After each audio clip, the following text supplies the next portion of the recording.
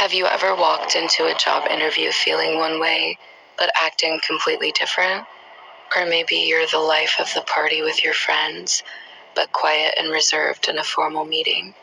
If so, you've experienced what the renowned Swiss psychiatrist Carl Jung called the persona. Simply put, the persona is the social mask we wear in public. It's the carefully constructed image we present to the world, a facade we put on to navigate different social situations. The word persona actually comes from the Latin word for the mask worn by actors in ancient theater. Perfectly illustrating its function, Jung believed this mask isn't inherently negative. It's a necessary tool for social interaction, allowing us to fit in and perform our roles. But what happens when the mask becomes so ingrained that we forget who we are underneath?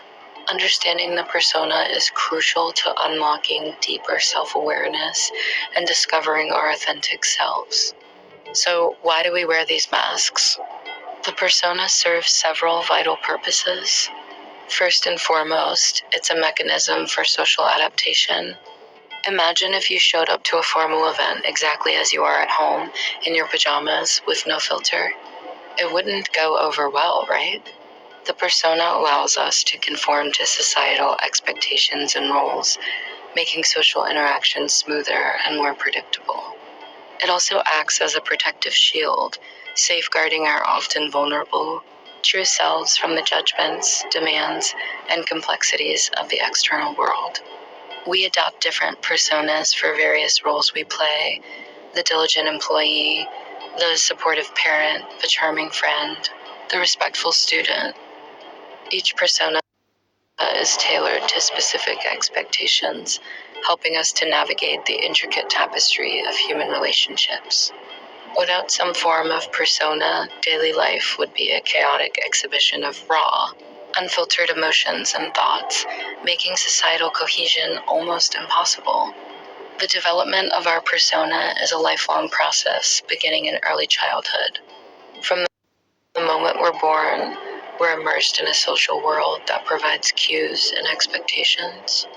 Our families, schools, peer groups, and broader cultural influences all play a significant role in shaping the masks we learn to wear. We observe what behaviors are rewarded and what are punished, what is accepted and what is frowned upon. Think about how a child learns to be polite for adults, or how teenagers adopt certain styles to fit in with their friends. These early lessons in socialization are fundamental to constructing our persona. Furthermore, societal norms and values dictate the characteristics of desirable personas. In one culture, humility might be prized, while in another, assertiveness could be the norm. These learned adaptations, consciously and unconsciously, coalesce to form the various personas we deploy throughout our lives. Here's where the persona can become problematic: when we over-identify with it.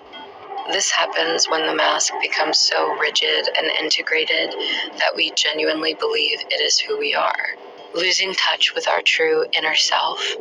When this occurs, you might experience feelings of emptiness, inauthenticity, or a pervasive sense of playing a role even in your most intimate moments. It's like being a character in a play, even after the curtains have closed. This over-identification can lead to burnout, a lack of genuine personal meaning, and a profound disconnect from one's core being. Jung warned that neglecting the unconscious aspects of the self in favor of a polished persona can have serious psychological consequences. Sometimes the repressed aspects of our personality, what Jung called the shadow, can erupt in unhealthy ways, precisely because they haven't been acknowledged or integrated. The conflict between the presented self and the authentic self can be a source of significant psychological distress. It's crucial to understand that the persona itself isn't inherently bad or manipulative. In fact, a healthy persona is essential for navigating the world effectively. It's flexible, adaptable, and acts as a bridge between our individual ego and the demands of society. A well-adjusted persona allows us to present ourselves appropriately in different contexts without losing touch with our core identity. Think of it as a well-fitting suit that you can easily put on and take off as needed. In contrast, an unhealthy persona is rigid, deceptive, or overly inflated. This is the mask that becomes a prison, creating an impenetrable barrier to genuine connection and self-expression. It's the costume you can't take off, even when you desperately want to. The difference lies in the awareness and flexibility we maintain. Can we consciously choose our presentation? Or are we compelled to maintain a certain image at all costs, even at the expense of our true self? The persona is intricately linked with the ego, which in Jungian psychology is the center of conscious awareness. The ego is essentially the manager of the persona. It's the part of our psyche that actively selects, refines, and presents the mask to the external world.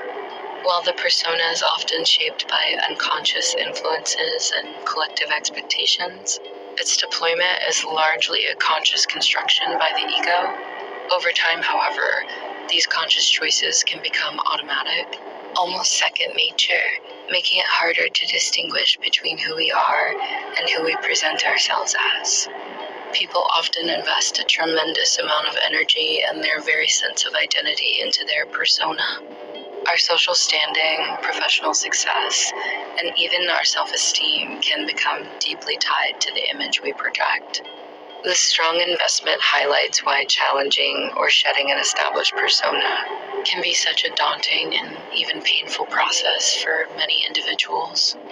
Now for some practical application, how can you start to recognize your own personas? It begins with honest self-reflection. Take a moment to consider the different roles you play in your life. Who are you when you're with your family versus your colleagues or your oldest friends? What qualities do you emphasize in each of these contexts? And what aspects of yourself do you tend to hide or downplay? Ask yourself, do I feel authentic in these roles, or am I putting on a show?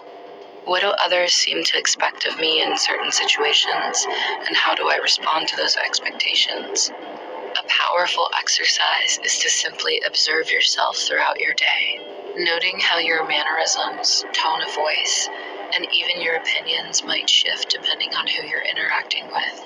Keeping a journal can be incredibly insightful for this process, helping you to consciously map out the various masks you wear. The ultimate goal with the persona isn't to abolish it entirely. That would be impractical and socially isolating. Instead, the aim is to integrate it. This means becoming consciously aware of your masks, understanding their purpose, and learning to wear them intentionally, rather than being controlled by them. Integration involves recognizing that the persona is a tool, not your entire identity. By understanding your various personas, you gain the freedom to choose when and how to deploy them, reducing the internal conflict that arises from feeling inauthentic. This process leads to greater self-acceptance and a more profound connection to your true self. When you integrate your persona, you are no longer defined solely by how others perceive you.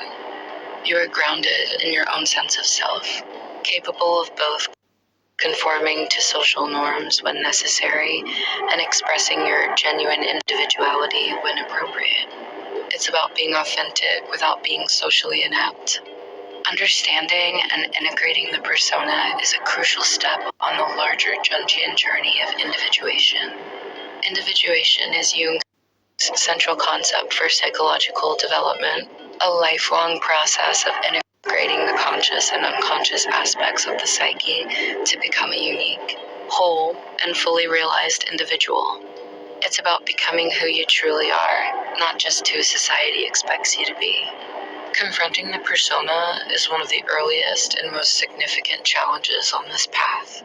By shedding the rigid identification with your social mask, you clear the way to encounter deeper, often hidden parts of your psyche, such as the shadow and, eventually, the self. It's an essential move toward self-knowledge, echoing the ancient philosophical dictum, know thyself.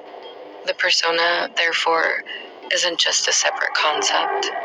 It's an integral component of the holistic process of becoming a more complete and authentic human being. In conclusion, Carl Jung's concept of the persona reveals that we all wear social masks. It's a fundamental aspect of human interaction. These masks serve vital functions, helping us navigate society and protect our inner selves. However, the true challenge lies in preventing these masks from becoming our entire identity. By understanding how your personas are formed and when you tend to rely on them, you can begin the powerful journey of integrating them with your authentic self.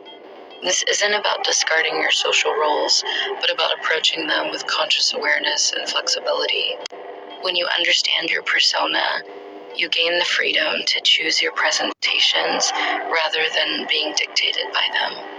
This leads to a deeper sense of authenticity, less internal conflict, and ultimately, greater psychological wholeness.